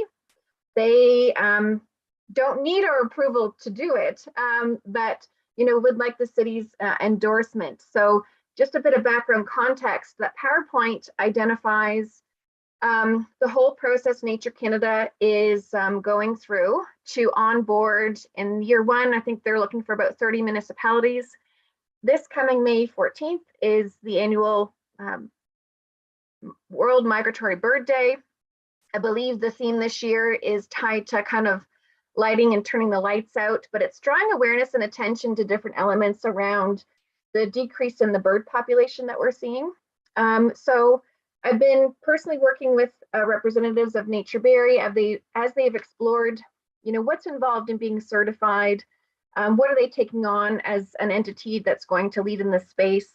And a lot of that has to do with a bit of an environmental scan. Some things are just kind of, where is the city of Barrie based on bylaws and different intentions. Some of those nicely tied into the new official plan when we talk about tree canopy and green space and naturalized areas. Others that also talk a bit about resident-led initiatives like a bird team. So Nature Barrie is already planning several events through May and onwards around birding and developing a bird team, and also looking at how to support drawing education and awareness forward. They did have a motion that came to council. They are doing a more formal presentation at the May City Building Committee. So there will be a formal Q&A if this group is interested about what is involved. It's not to be a city committee, but it would potentially impact the interests of this group because of our mandate, but also because if it does move forward, there would be information that we want to be segueing between the City of Barrie website to Nature Canada and showing it that relationship as a certification brand or logo. There's years and years of work tied to this. So being certified is really just, do they have enough evidence and a plan that they're working towards? So it's really Nature Barrie identifying kind of what resources they have, where they think they can make an impact, and some of the activities. So I'll send the link from the city building recorded meeting to this group as a follow-up, but I would advocate that this committee might be interested to hear from Nature Barrie at a future meeting about their intentions. Does Nature Canada actually see them as an entry level? And then what is Nature Barrie looking to do from education activation? And how do some of these things also tie nicely into like the presentation Kelly made around Pollinate, education and awareness we're doing, but also around some of the environmental pieces. So I'd say if this group can review that presentation at your leisure, and then identify if you're interested in an invitation to Nature Barrie coming probably at the May or June meeting. That's fantastic. I think that's a great idea. Any thoughts or questions on that from any of the committee members? Kelly. I just be very supportive of this. I think it's a great idea, and it really does dovetail nicely into pollinate berry as well. There are birds that are pollinators, and I just think it's great. And I think, if we listen to the pieces that we've reviewed and talked about at this meeting in the past, is we have a real opportunity here for education and awareness, and it's all around that cycling or naturalization, pollination, birds, bird friendly, all of that environmental piece, trees, all of those. And, it just seems to me like you've got this umbrella with all of these pieces underneath that we could be educating all the time, to engage our citizens and get them to understand. So there's a real synergy here, I think, and an opportunity for this education and awareness piece. It doesn't necessarily have to be separate. I feel like it's, it all impacts the planet. And I think that's a real synergy we could create. And I don't know if that's part of a mandate that we could think about with our next committee, us actually having a budget and more of a mandate around education and awareness, and can include all of these things that we've had conversations about. I'm not sure if any of the committees have budgets, but sure be nice if we did. Is that a motion we can do next meeting and find out information around what's the average amount others are getting? I know even some of the task forces received a couple $1,000s to support some of the work. And seniors has a budget. I think seniors is asking for a budget. Oh, asking for a budget. Okay. I think accessibility has a budget. I think that's a great conversation for us to have maybe even the top of our agenda next meeting. How can we support next term of this committee? And I think an education and awareness budget for this committee would be huge. That would be amazing. Great suggestion. May I add something not specific to the budget, but around, I think, Kelly, your comments about just synergies with other committees. So one thing that I was already tying into that has relevance, I think, to us from an active transportation, not in a mode, but just like getting residents engaged in cycling and kind of destinations around visiting the city and being a connected community and some of those pieces. So Carol Ann, if I can point to this and I can circulate the link too, I just shared this with the Communities in Bloom group. Carol Ann Ryan's with the Barrie Public Arts Committee. And she does also have a background that she spoke to about cycling, I think in her past work in Vancouver.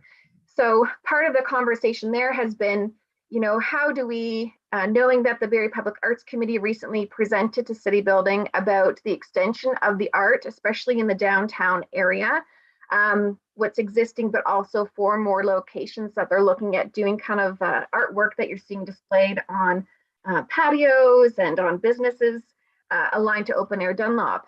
And so I was identifying one that, wouldn't it be great if part of Communities in Bloom had some relationship to the downtown BIA?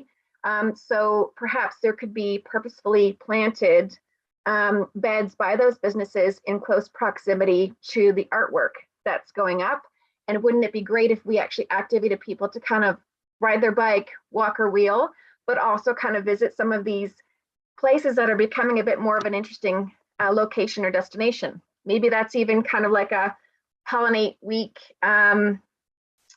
bingo sheet, or take a photo of an artwork and a planting that is there. But it could, one, put a spotlight on Communities in Bloom.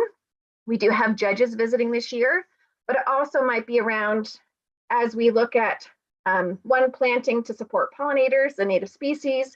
So is there a design we would want to be putting forward? That's a conversation with Communities in Bloom. To businesses that sometimes have patio planters and whatnot. But also then, is there a linkage to this group around how do we activate people? Or as we lead up to Bike the Night, do we encourage people to get on their bike and actually, venture down certain routes of the city that they could enjoy and be kind of areas they can stop and appreciate other aspects of city life? But Those are that's feel great. like there's lots of connection between the three. Yeah. It does, Yeah, and sure. the other thing I don't want to forget is the food security one. And I know, gardens are, again, a small piece. We need bigger policy issues. I understand that. But I think food security, the edible gardens as well. So part of Pollinate and so that piece as well to be, educated upon and utilized. I love it, Anne Marie. Those are really great ideas. Mm-hmm. Great ideas.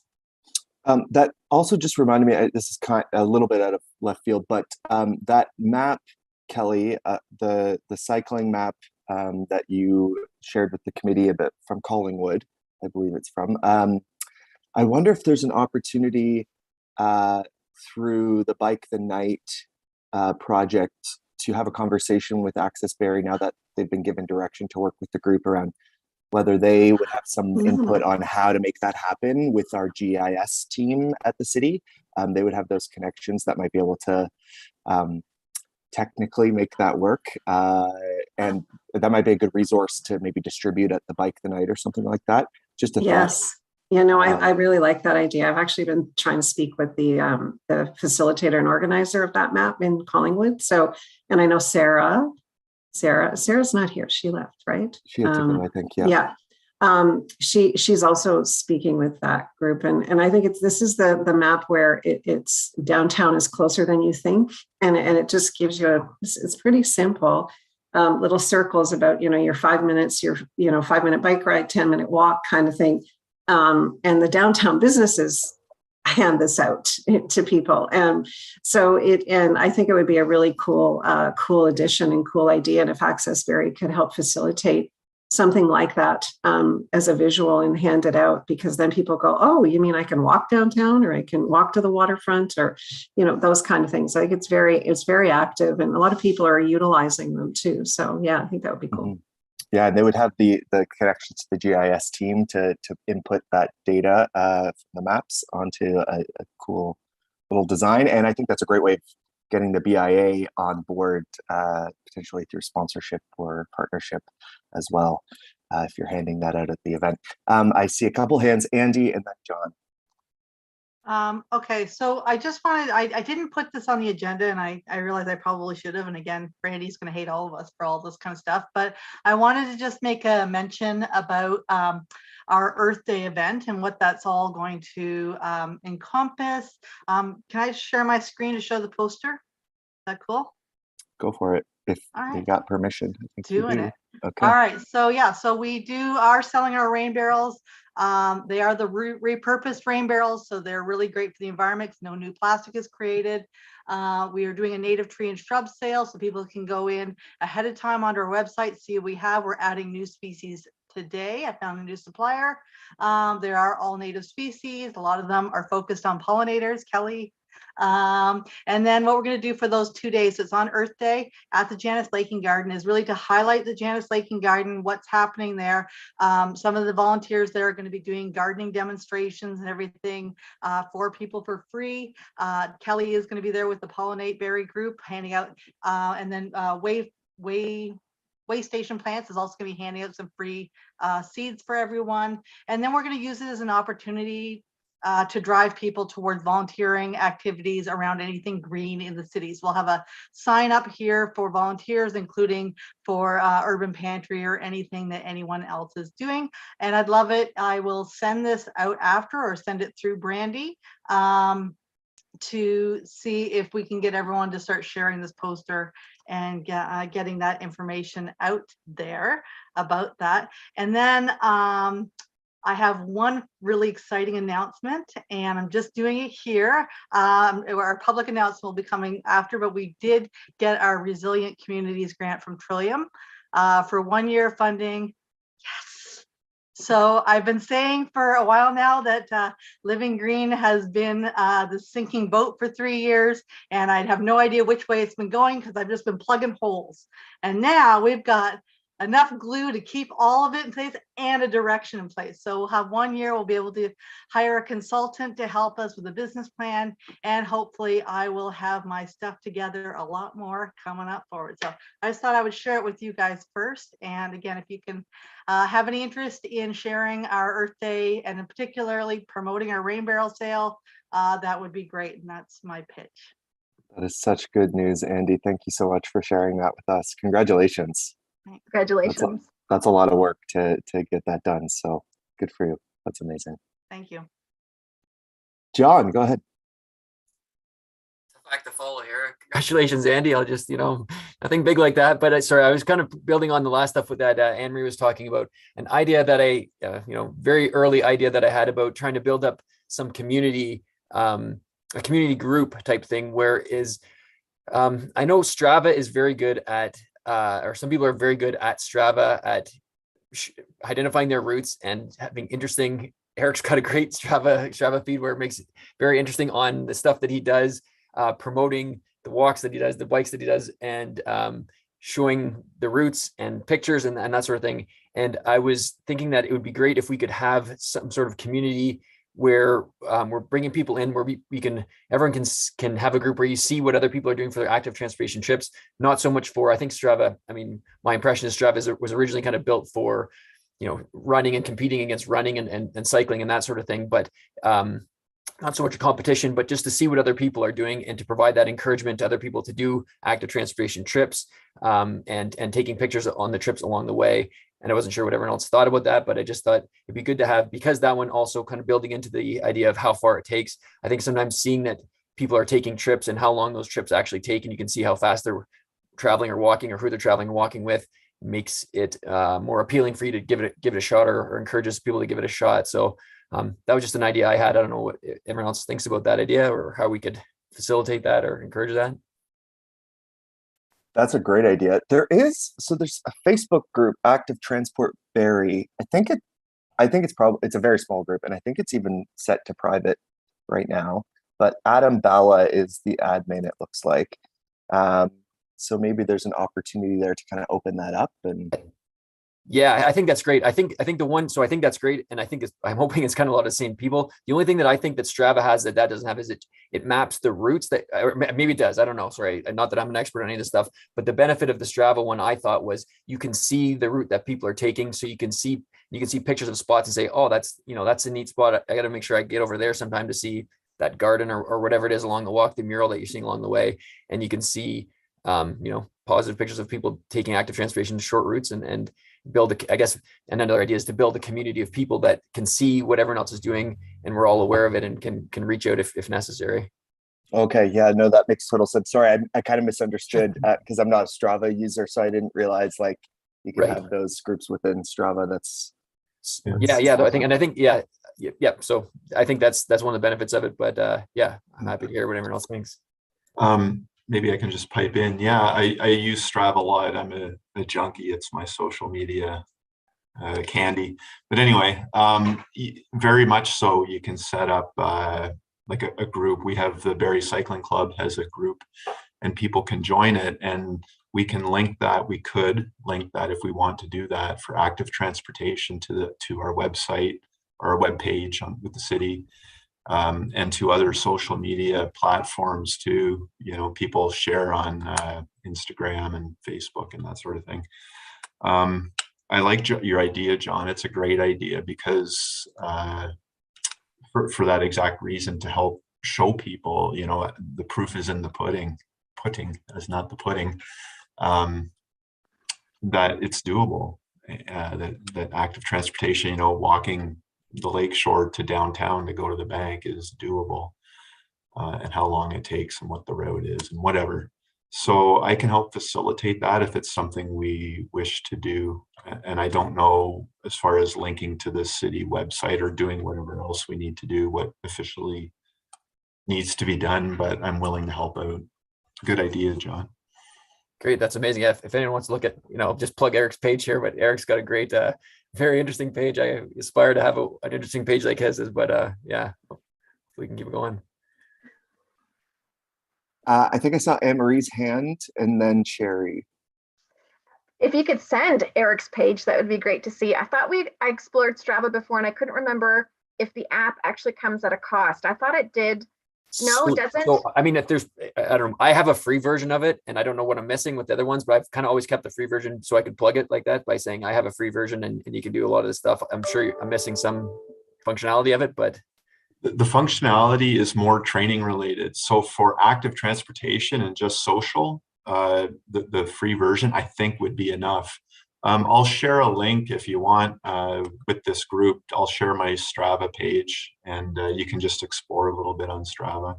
That's great. And I'm wondering if we could put this on the next meeting agenda. Like I know we're cutting tight to time and I want to make sure Sherry can speak, but a couple of quick things like I'm in, is there a hashtag we could be using? How do we activate this group and other networks? Or at least adopt one that's already there.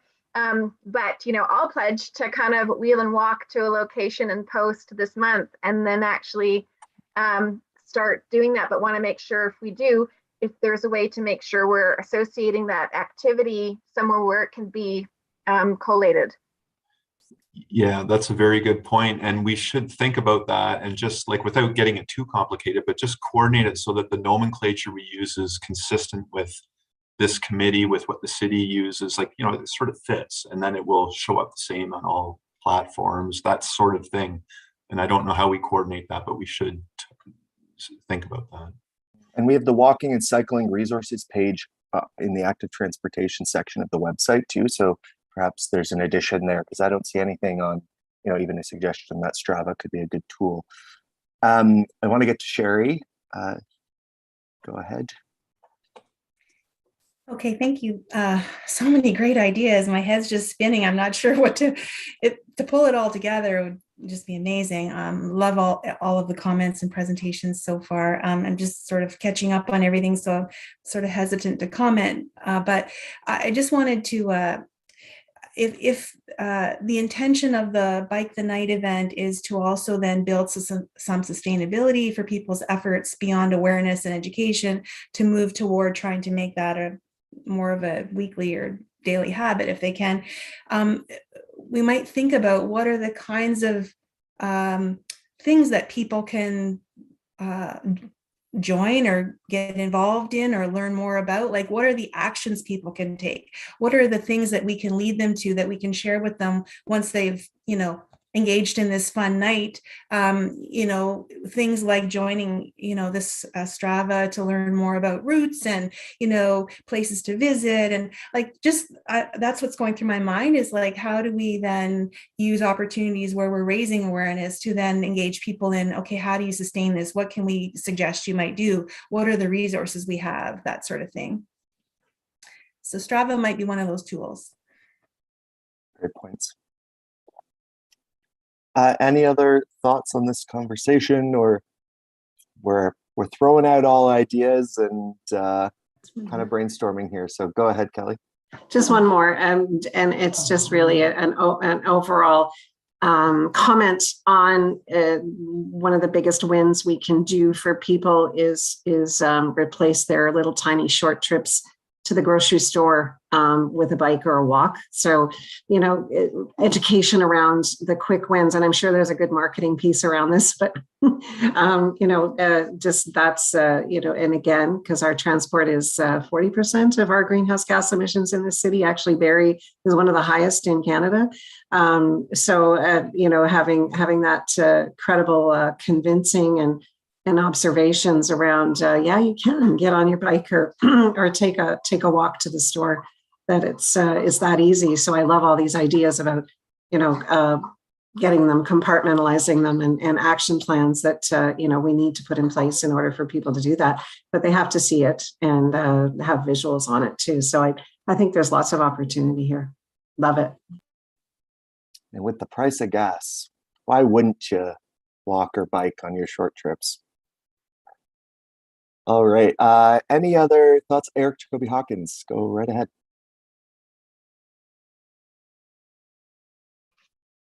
There we go. Waiting for it to unmute. Are we planning to return to in-person city hall meetings at any time that we know of? Brandy could probably speak to that. I can't remember the phased plan. When it comes to the advisory committee, there's no set date yet. It'll probably be next term. There's your answer. We'll be Zooming for the rest of this year, is the plan? Seems like it. Oh, okay. And then I noticed in the parking garage on Collier that some of the charging stations are covered up, but it looks like there's things in place to put in new ones. I just wonder who I would follow up with to find out what's happening with the EV chargers there. That's a good question. I can reach out to our facilities staff. If you want to send me a quick note, and then I can follow up with the director of facilities and see what's going on there. I hadn't noticed that. Will do. Thank you. Awesome. Any other ideas? Anything we need top of mind for our next meeting? Not seeing anything. Sorry, I met with, sorry, Sherry, go ahead. Go ahead, John. So I was just gonna give a real quick update on the active school travel stuff. I met with, oh boy, what one was it? Algonquin Ridge is the one I met with just earlier, well, last week, I guess it was. And then I've got one with Terry Fox to meet, I guess next month after another one. So yeah, we're still going through that. I've sent it out to the other parent council, and hopefully as they start coming in, we can start doing them. But just want to give you a quick update on that. It's going well. We're just trying to get everyone on board with it. But yeah, sort of quick update. That's great. Thanks, John. Go ahead, Sherry. John, can you and I have a separate conversation about that, just so I can catch up, given that the health unit has, the On the Move and all the other initiatives we had going on for active school travel. I'd like to know a little bit more about the plans that you have underway. I think I lost my train of thought for the other comment. It's not important. I'll let it go. Thank you. And feel free to email after the meeting too, and we can pass anything along as needed. Go ahead, Eric. Just a quick note for this group. I think I shared it in years past, but the Dutch Cycling Embassy website is a good one to check out just for fresh ideas and as it relates to active transportation, community planning, infrastructure, like all sorts of things, culture. It's pretty neat. So it's just a reference to check it out. I can share a link with the email as well. Thank you, Eric. Emery? On that note, yeah, that's great. I'm wondering if we can create a space too, just in case there's anything out of that. So we've got Culture Days coming up in October. And if this committee sees anything tied to the events being planned there where we can activate people to wheel or walk to some of those initiatives or explore the city, and how do we think about cycling or active transportation as part of the culture of Barrie? Just wonder about where we carry that conversation.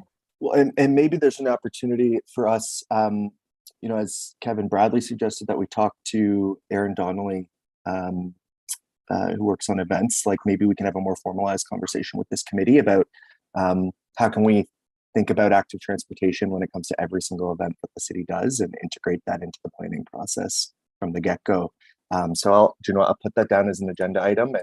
And I know Aaron might have been more events too, not to say it's not Aaron, but I know Stephanie Schlichter has been my point of contact for Culture Days, and Amanda, I think, Dyke. Okay, yeah. All right, so yeah, we can reach out to that department and see who would be best to talk to about events generally. I love that idea, Keenan, because why not, right? At every event that the city hosts or supports, well, let's make a component of active transportation, like as you know, it's just just the way it is, and have those pieces. I love it. Mm-hmm. Yeah, it's a great opportunity. Like it's a touch point that we have with people telling people to go somewhere. So why not get it in their brain to walk or bike? Okay. Anything else before we adjourn for the day?